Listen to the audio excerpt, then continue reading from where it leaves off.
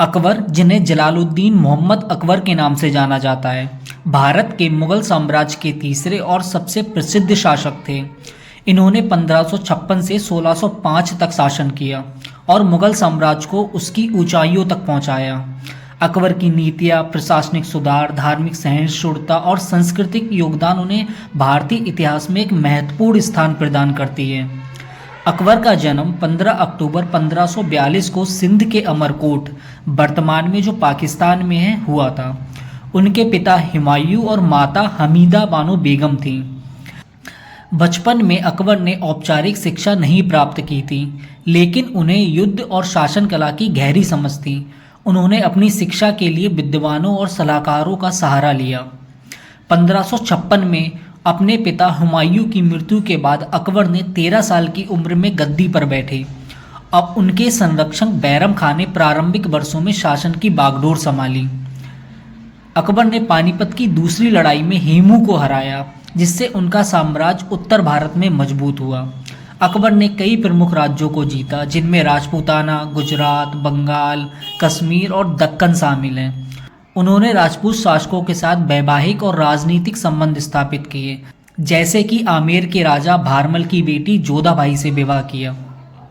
अकबर ने सभी धर्मों को समान दृष्टि से देखा। उन्होंने 1575 में फतेहपुर सीकरी में इबादत खाना नामक सभा का निर्माण कराया, जहां विभिन्न धर्मों के विद्वान आपस में चर्चा करते थे। 1582 में अकबर ने दीन-ए-इलाही नामक धर्म की स्थापना की, जो विभिन्न धर्मों के अच्छे पहलुओं को मिलाकर बनाया गया था। हालांकि इसे ज़्यादा लोकप्रियता नहीं मिली थी। उन्होंने गैर मुसलमानों से लिया जाने वाला जजिया कर समाप्त कर दिया, जिससे धार्मिक सहिष्णुता बढ़ी। अकबर ने मनसबदारी प्रणाली लागू की, जिससे अधिकारियों को रैंक दी जाती थी। ये प्रशासनिक और सैन्य दोनों क्षेत्रों में उपयोगी थी। अकबर ने एक स्थायी सेना का गठन किया और सैनिकों को नियमित वेतन देना शुरू किया। अकबर ने साहित्य और कला को बढ़ावा दिया। उनके दरबार में प्रसिद्ध लेखक अबुल फजल ने आईने अकबरी और अकबरनामा जैसी संरचनाएं लिखी।